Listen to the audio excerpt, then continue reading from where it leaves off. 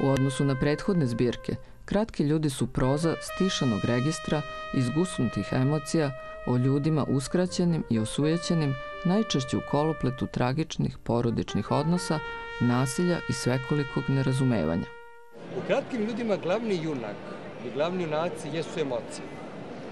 Dakle, često puta sam ovde u Kratkim ljudima umeo i da žrtvujem pomalo samo naraciju, dramaturgiju ili pak likove, njihovu živopisnost i tako dalje, da bih što više istakao taj emotivni napor.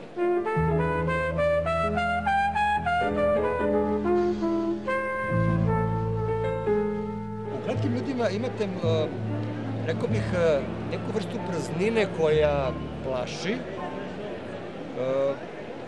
Bio sam svestan toga, ali sam je ostavio. To je već to malo duguje onoj politici minimalizma, znate, da je manje više i da hoćete neke tonove i neke reči namerno da izvučete i onda odjednom i pisac i čitalac ostaju ogoljeni, ostaju na nekoj vetrometini, znate, u nekom stanju polučistilišta. Ne bih se baš razbacivao tim biblijskim terminima, ali zaista tako da će jedno suočavanje, ali je zapravo to suočavanje na čisto emocionalnom planu.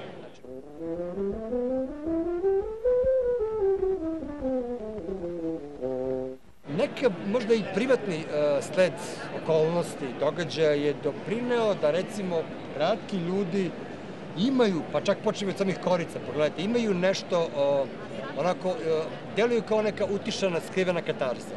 I što utišanija, time, rekao bih, moćnije zrači to nešto katarzično, to nešto što vas može dotaći na ona mesta koja su vrlo skrivena i koja ne želite da podelite ni sa kim, osim sa tom anonimnom čitalačkom dušom.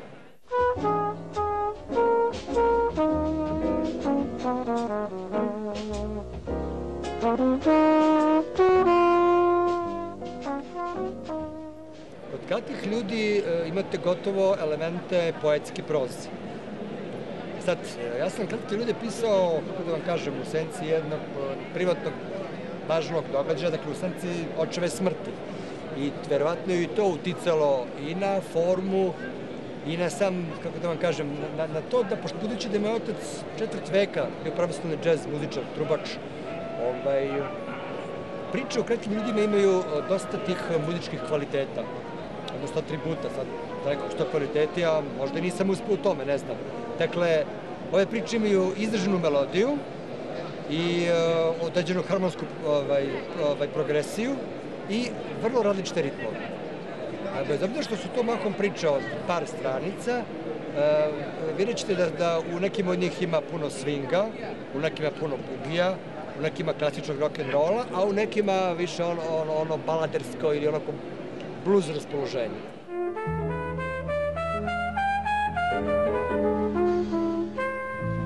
Neke od njih zaista imaju očeve kao junake, noseće junake. To nije, mislim, ima tu različitih očeva. To nisu modeli očeva, to jesu različiti očevi. Ja ne volim da moji likovi budu modeli za nešto. Baš zato što ne želim da budu papirnati, onda želim da budu ličnosti, da budu karakteri, da ih oživim. To je već čisto spletljsko umeće. Dakle, tu u ovim pričama u Kratkim ljudima, dakle, obitava nekoliko različitih očeva.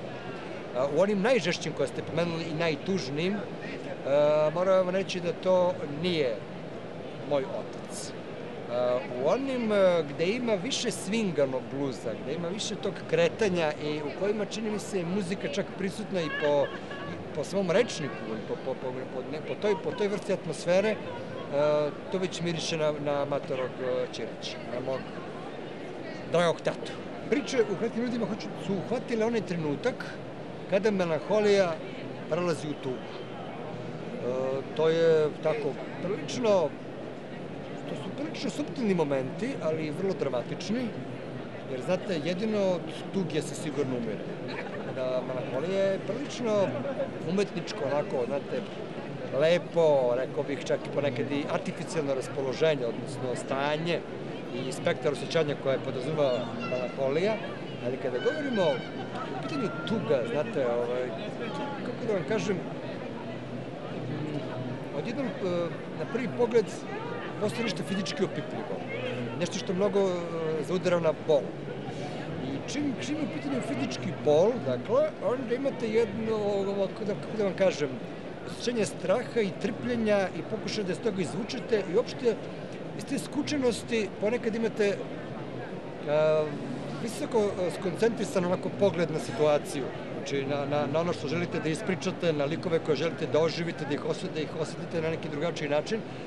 Znači jedna situacija krajnje sa nekim pomišljenim tonusom, mislim, naputost koja nije kao recimo u mojim romanima ili nekim pričama gde se ja igram elementima trilera, imate, mislim, ako poštujete tu dramaturgiju, vi morate stvoriti odgovarajuću naputost. Ne, ovo je baš na planu emocije, u svim pričama imate to neko treperenje i te leptirove u stomaku, kako mi to u svakodnevnom tako žargonu volimo da kažemo. To je prisutno skoro u svakoj priči.